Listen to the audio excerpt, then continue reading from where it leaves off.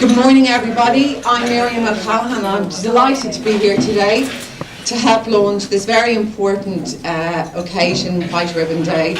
I don't need to impress upon everybody here how important it is to have an occasion like this, because I always say I have 4 sons and 4 daughters, and they're all born equally caring and equally kind, but somewhere along the way society loses sometimes, and unfortunately, as we know from the statistics, an awful lot of violence tends to be incurred on women by men. So that's why we're here today. But without further ado, we're going to start with something lovely.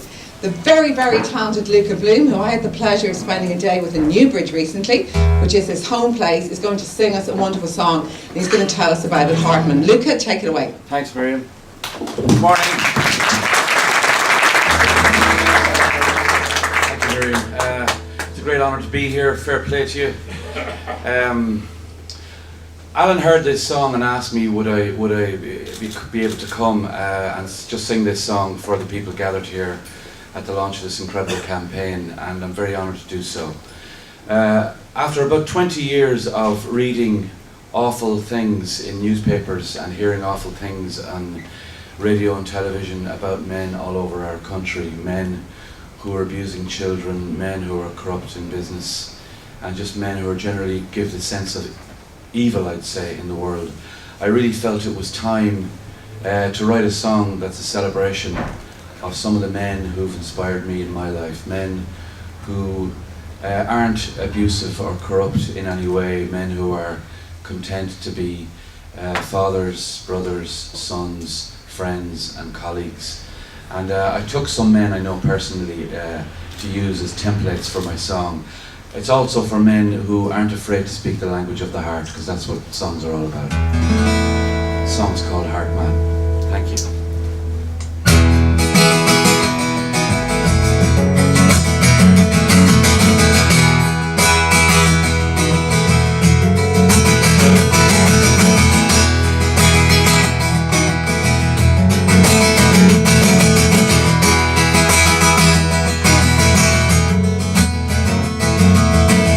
No man whose religion is just to give, it's how he learns to live. Walking with the poor, he's on solid ground, for sure. Heart mine, won't you shine? Heart mine, won't you shine? Heart mine, won't you shine if you time? Heart mine.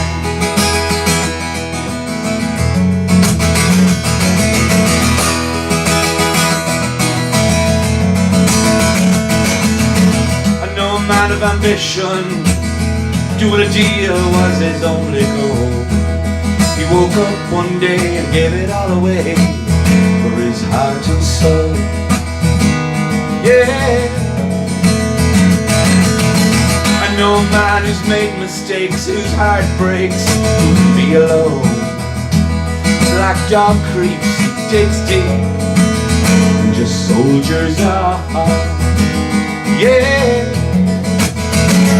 heart mine, won't you shine? Heart mine, won't you shine? Heart mine, won't you shine? It's your time. Heart mine.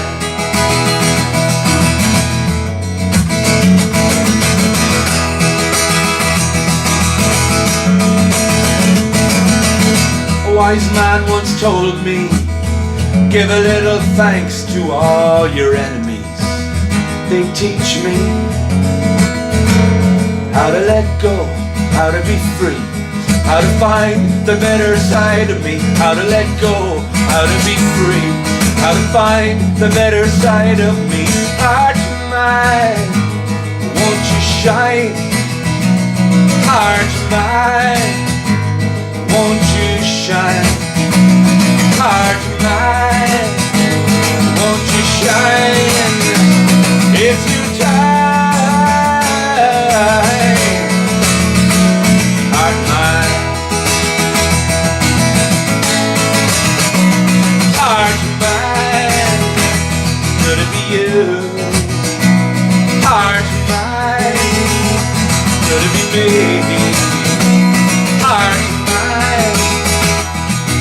you. Heartman, could it be me? Heartman.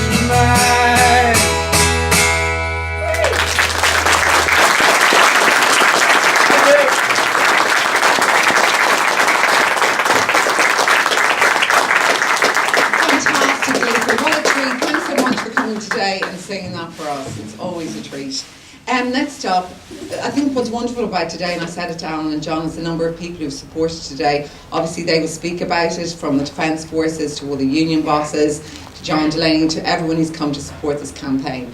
But I'd like now to introduce you to the Minister, who has taken time out of his busy schedule to be here. He has to be in Wexford very, very soon. So please give a very warm welcome to Minister Brian Hayes.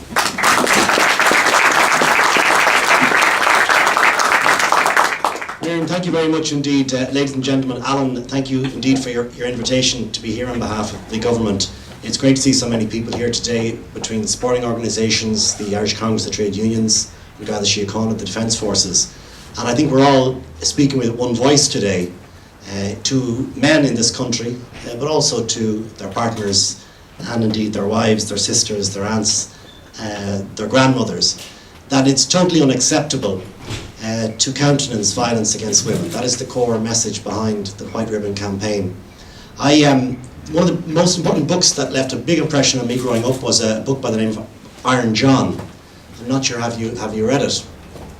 And it was a revolutionary book at the time because it spoke about how men can speak to other men. And the idea of the book was that in olden times, in more agricultural societies, men had a capacity to talk about their problems with other men. And they found in older men, older peers, great solace and comfort in that.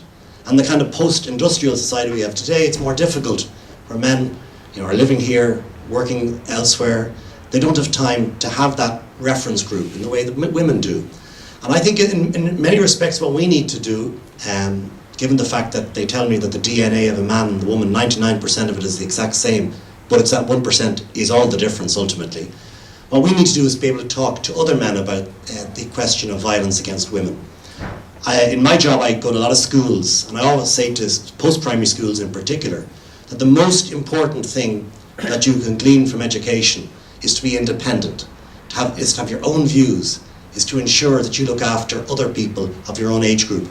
And one of the most successful campaigns that has been launched by teachers and by students in recent years is an anti-bullying campaign, where men themselves, young boys themselves, take responsibility for dealing with this issue within their peer group, that it's not acceptable to accept violence against women, or indeed against men for that matter. So I very much hope we're on a learning curve. I know that this was a wonderful campaign launched by a group of 14 Canadians some years ago, and that this campaign has taken off in over 80 countries throughout the world.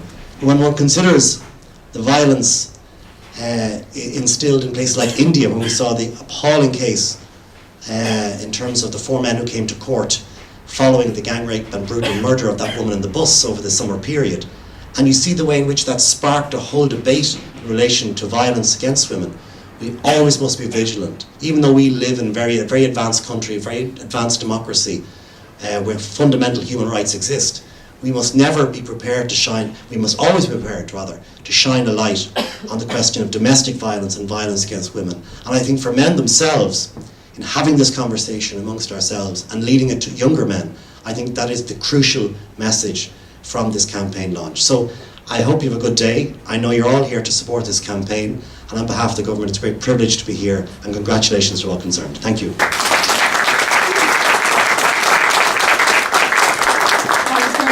Minister, and we appreciate you being here very much. As I said earlier, it's great that so many of the union bosses are here. So please give a very warm welcome to John Doyle. My name is John Doyle, and I'm the coordinator of the MEND programme, which is a project of the Men's Development Development Network, and basically we work with men who have issues around domestic violence, and it's a programme that was set up. I'll just give some history of the program basically, and then a look at where we are now and future developments. And it's a very much a whistle-stop tour of the program, so apologies if you feel like there's a lot of information coming at you fairly quickly. The South East Domestic Violence Intervention Programme initially was set up as a regional initiative under the auspices of the South East Planning Committee on Violence Against Women in response to the Task Force on Violence Against Women back in April 1997. So that's part of the roots of this. And in July 2003, the Department of Justice, Equality and Law Reform funded the coordination of the South East Domestic Violence Intervention Programme by the Men's Development Network. And out of that, 4 intervention programmes were set up in the South East: Wexford, Carlow, Kilkenny, Waterford and South Tipperary, all with interagency steering committees, including people from, say, Probation, HSE and Garda Síochána, Women's Refuge, Rape Crisis Centres, and Women's Aid in Carlow, and community development projects. So there was very much an interagency response to the issue in the South East region. Now, why we have the word MEND there as well is because in February 2008 we began the process of relaunching the programmes locally under the new name of MEND, which kind of stands for Men Ending Domestic Abuse, and having accompanying leaflets, posters and etc. And part of the reason for that was because we felt that MEND was a better word for engaging with agencies, referrals and also the men themselves. MEND is now funded directly through CUSC, the National Office for the Prevention of Domestic, Sexual and Gender-Based Violence, and we are members of the Domestic Violence Intervention Programme Committee. So that's kind of just the history briefly of the programme. Recent news is to say that the MEND programme has been chosen to represent Ireland at the European Crime Prevention Award in December in Vilnius. So we're delighted to be bringing the work to Vilnius and representing the work that has been done on the ground by our interagency committees. Just to give you, again, a snapshot of the programme, first of all to say that it's one-to-one contact with the partners or ex-partners of the men we work with. So there's a very clear focus on safety and engaging with partners as part of the programme. The work with the men is a weekly group programme. So what we bed in is a sense of safety and contact, so that the work with the men is not done in isolation, but rather with feedback from partners. Now here are some programme components, key components, and again apologies for so much material, but I think it's important that the men have a process of assessment regarding suitability for the programme, assessing the level of risk. Then the partners also are engaged with around their sense of what the risk is and what the behaviour is. So we get both sides looking at what the issues are and what the level of risk might be. There's a contract with the man when he enters on the programme, and that has limited confidentiality clause. So there's confidentiality for everything except where there may be issues of safety. So that's to make sure there's a safe programme right through. Minimum of 30 weeks, so it's quite a commitment for the men, 30 sessions over 30 weeks, once a week, 2-hour sessions. Then while the group work is going on, as I say, the partner or ex-partner gets support, and that is usually given by one of the women's services in our area. So whether it be a rape crisis centre, a women's centre or a refuge, they support the work.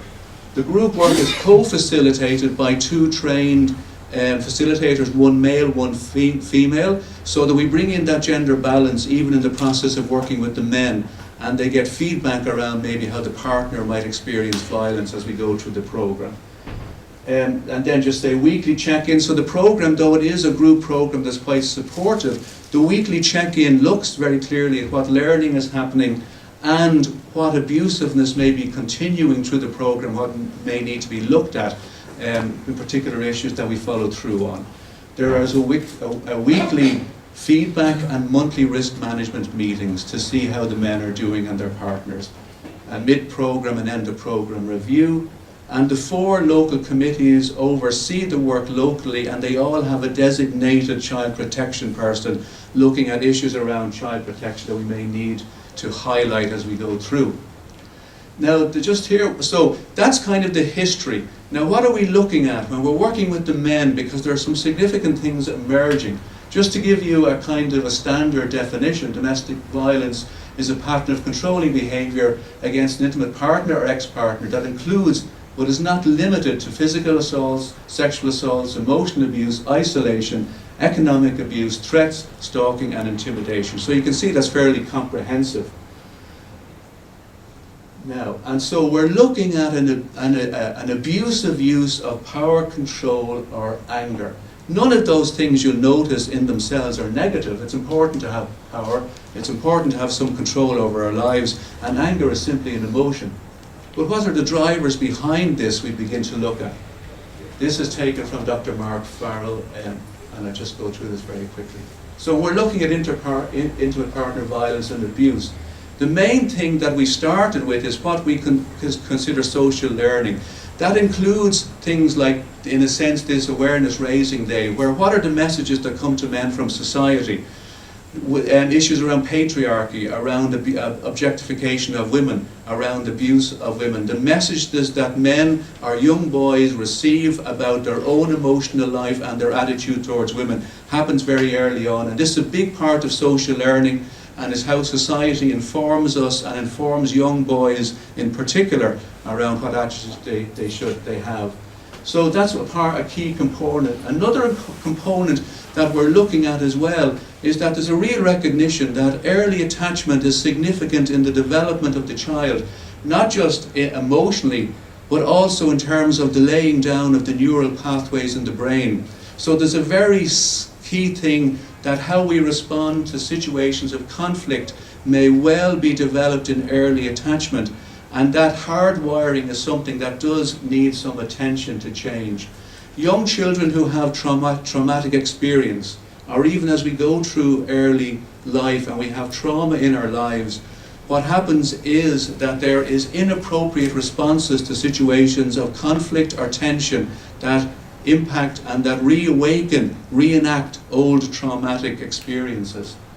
Personality traits. So again, we are shaped early on in certain ways. That means that certain men have particular personality traits which can be linked to trauma, attachment or social learning, but how that shows up often is in very inappropriate responses to situations of conflict or situations, often even intimate situations which may evoke fear, mistrust and inappropriate responses. So when we're looking at this issue in terms of our treatment, we make sure that our treatment not only deals with the social learning that has happened and conditioning for men, but looks also at their own story and things which might have layered on top of that, so that their response to conflict or intimate situations of relationships where there are challenges, responses may very well be inappropriate, linked to any one or all of those four areas.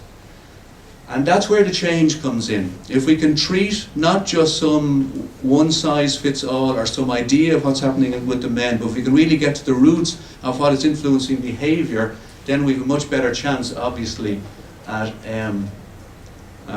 treatment and change. And so what I really want to look at a bit, just as I end off now, is the significant experience in childhood where, I'm quoting from this book by Solomon and Tatkin, in the first 2 years of our life, from 3 months before birth on, a spectacular growth spurt on the brain takes place, especially in the right hemisphere. In this period, the creation of a secure attachment is an essential task, which occurs in a didactic interaction. Learning to regulate the intensity of effects takes place in these early years of our life in the contact with a caregiver who is, in quotes, good enough mother. So whether that's male, female, or whoever the primary caretaker is.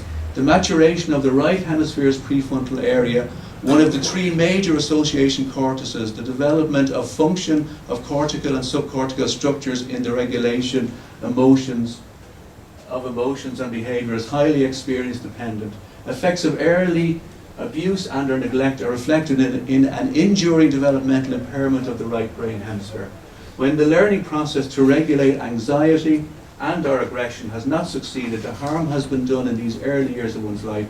Strong indications have been found that severe early trauma, be it abuse or neglect, the combination is worse, is at the root of later violent behaviour. So there is a myriad of things that impact on behaviour not just one thing, and attachment being one of those. And here's just a couple of quotes around that link. Experiences of infancy which result in the child's inability to regulate strong emotions are too often the overlooked source of violence in children and adults. Most emotionally neglected or traumatized children do not turn into violent criminals or sociopaths. Usually, if these children have some positive relationships, for example with a grandparent or cherished teacher, they will manage to function, even prosper. However, those not so lucky will most likely suffer a sense of emptiness and loneliness because they are unable to contact with others. Others connect, but only through relationships that are destructive and disturbed. Okay. And what we've seen also, and this is where I think, and going back to what Brian has said around Iron John, the role of men seems to be significant in terms of aggression in young children, boys in particular. So I just read from Alan Shore. At a certain point, the father takes over from the mother some significant portion of infantile attachment emotions, but in particular, he is critically involved in the development of the toddler's regulation of aggression. This is true of both sexes, but particularly of boys who are born with a greater aggressive endowment. So it's really important to see the role of father coming in there at particular stages around helping the child to manage very natural aggressive tendencies, which are actually part of the power and energy we have, but they need to be wisely contained and used. Okay. And just to say, in case when we think of attachment, we might think of some stuff that's happening not right here in our midst, but in the HSE Child Protection Welfare Practice Handbook, there's quite a section on the impact of secure attachment or insecure attachment on children. Whether the child is securely or insecurely attached to the primary caregiver can have both immediate and long-term consequences. Many research findings postulate that secure attachment in infancy may influence subsequent behaviour, such as impulse control, conflicts and struggles with caregivers, difficulties in adaptations, and seriously problematic peer relationships. And finally, I think, I want to just focus on this, because one of the things that happen when we start broadening out, based on our experience of the men we work at, what might be the key issues involved in violence that emerges within intimate relationship in particular. When we start broadening it out, people get concerned that we've lost sight of the fact that we are responsible for our behaviour. Adults are responsible for their behaviour. And so we're marrying two things. The symptoms, we're marrying the roots of the problem, but we're also holding together the fact that the men we're working with are adults and responsible for their behaviour. So, from this piece of work, Beyond Violence, an understanding of individual influences and dynamics is essential and compatible with a focus on responsibility. Acknowledging the complex influences and dynamics involved in domestic abuse in no way excuses perpetrators or moves the debate away from responsibility and choice. It is crucial for the sake of victims and their families that we break from this common misconception. Juxtaposing the issues in this way is unnecessary and counterproductive. Well-intentioned efforts to avoid absolving the person who abuses from responsibility from that abuse can result in key drivers to domestic abuse going unrecognised in prevention efforts. Recognition of both wider influences and individual responsibility is critical to addressing the problem successfully.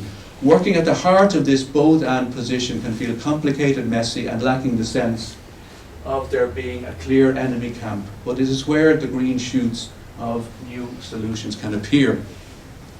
So what we're saying in short, and part of the program that we work, is that if we are to be effective for women, children and men, we need to do a very good sense of what is at the heart, at the roots of violent behaviour.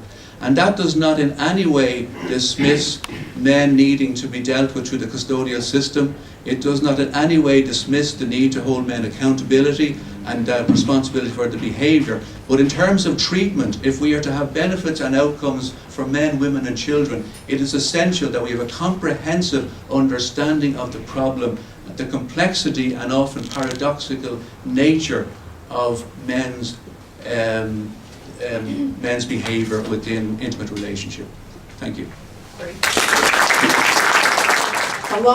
Lots of food for thought there, and the research is very interesting, so thank you very much for that. Next up is the CEO of MDN, the man who's spearheaded this and put so much work into it. Give a very warm welcome to Alan O'Neill.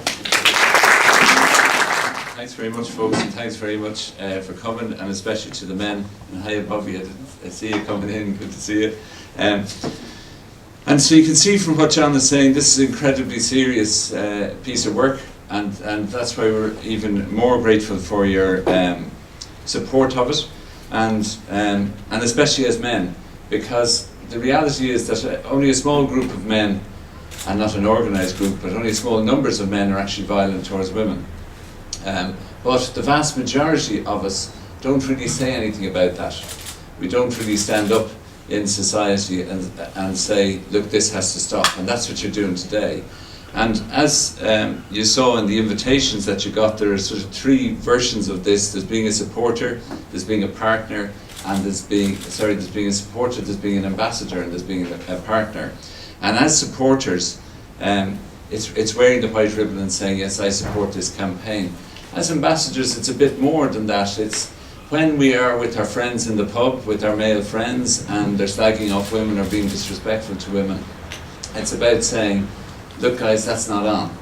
Because what we know is that once that culture gets into our groups of men, that we're inclined to carry that then into our relationships with women or into the workplace, where we may carry on with inappropriate comments towards women, and it can get worse than that. This is, and I want to say, just our starting point, if you walk into the Men's Development Network office, which is in Waterford, the first thing you'll see on the right-hand side of the wall is a poster with "Men are good" written on it. And that's our starting point. As far as we're concerned, men are inherently, and for the most part in our lives, we're good. Of course we make mistakes, we're human beings, but we're not talking about those sort of mistakes today. We're talking about serious violence towards women. But we want to say that, look, that's our bottom line.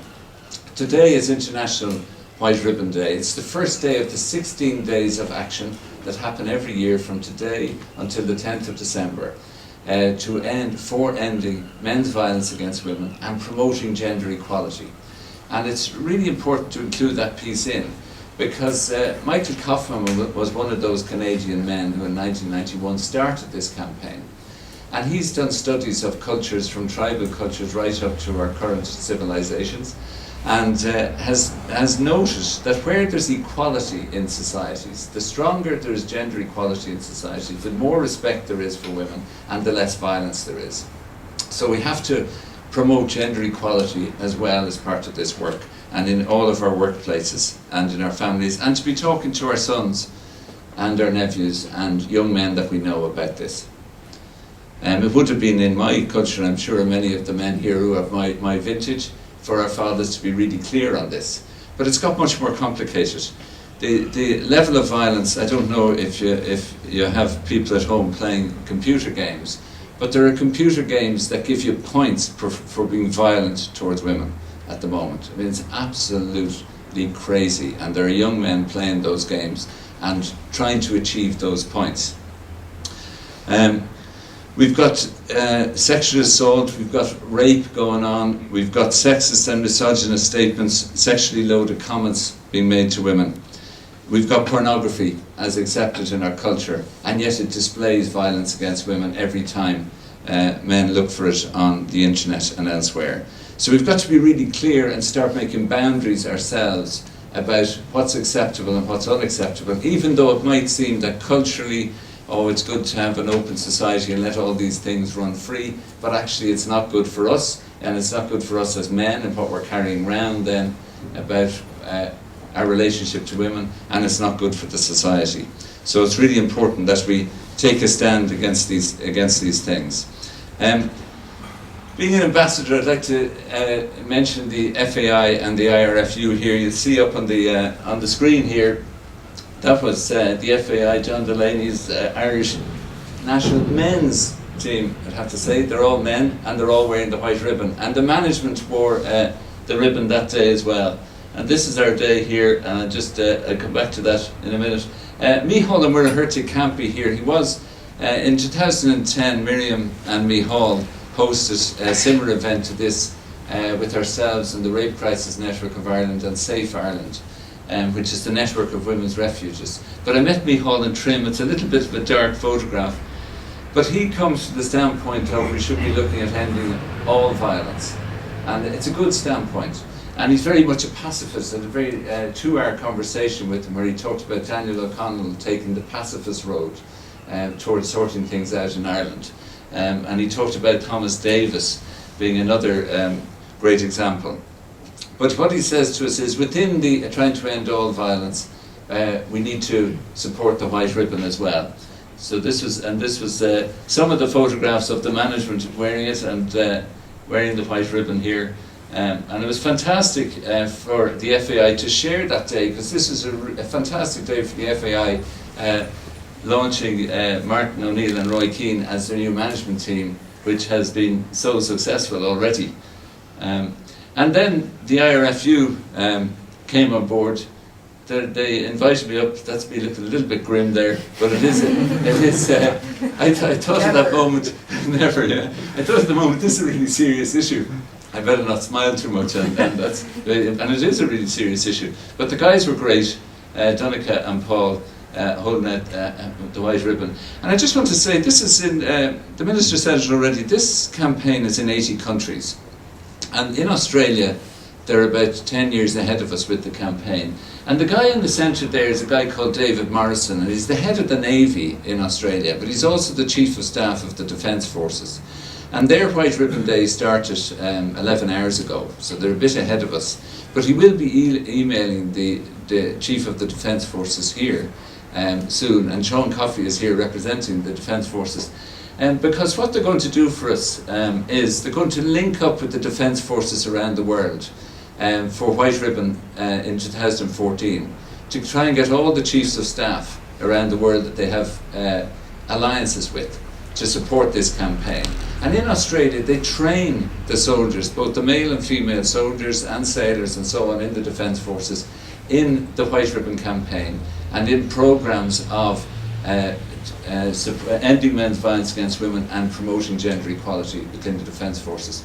This is really important because when armies are actually in war, women can be the main sufferers of what happens in a war. So it's really important that our armed forces are trained in this way. So I want to just finish by saying we've all sorts of representatives right across, male representatives right across civil society here today. That guy Michael Kaufman is one of the world leaders of it, and just to say he sends his greetings here today. The ICTU executive is supporting the 16 Days of Action and the White Ribbon campaign. Google, if you Google today, you'll see the White Ribbon up on the Google search engine. Bernardo's staff, for instance, are wearing the White Ribbon, and there are various organisations around the country who are wearing the staff are wearing the White Ribbon today, and they're going to take photographs of themselves, and we'll tweet and post them during the day. And that's the partnering end of it. Like what the FAI have done is, and what the IRFU have done, is a really good example of partnering up. It's not just wearing this, it's saying, look, we'll bring this into our organisation, and we'll have the people in our organisation and the key representatives of our organisation wear this and say, look, we support this campaign and it has to stop. So, thanks very much, and it's been fantastic to see you all here today. We also have Michael Kilbride here, who represents the home school and community liaison officers in O'Connell School in North Inner City Dublin.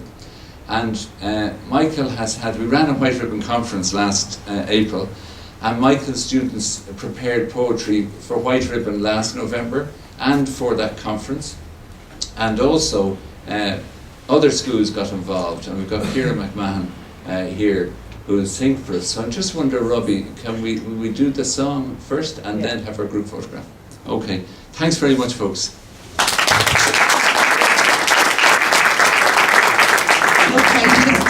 Ciara, we're all delighted you're here. I know your song is called White Ribbon Song, so give a very warm welcome to Ciara McMahon.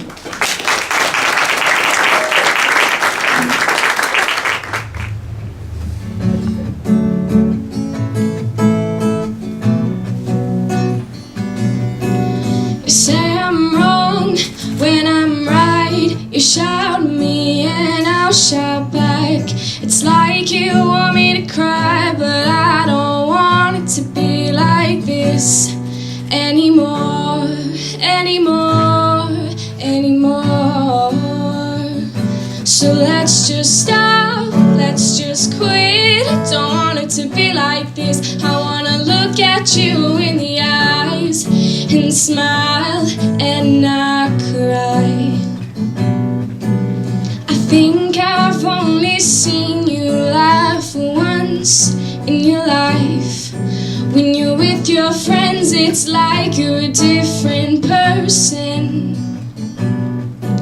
I wish we could have just one day without the screaming or fighting or crying or hurting, crying or hurting, crying or hurting. So let's just stop, let's just quit. I don't want it to be like this. I wanna look at you in the eyes and smile and not cry. I'm thinking about what to say to you, but I feel like if I open my mouth, you might go crazy or start a fight. So let's just stop, let's just quit. Don't want it to be like this. I wanna look at you in the eyes and smile and not cry. Let's just stop, let's just quit. I don't want it to be like this. I wanna look at you in the eyes and smile and not cry.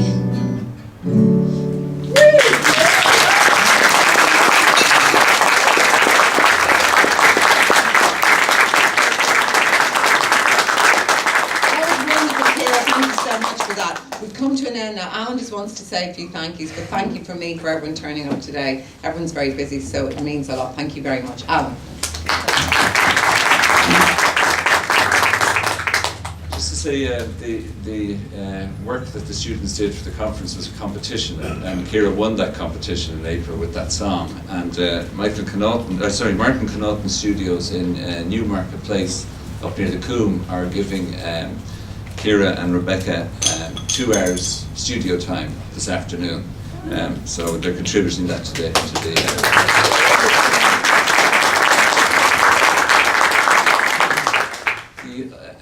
Men's Development Network is an actor in EGA, which is the European Institute of Gender Equality, which is in Lithuania as well, in Vilnius. It's part of the EU.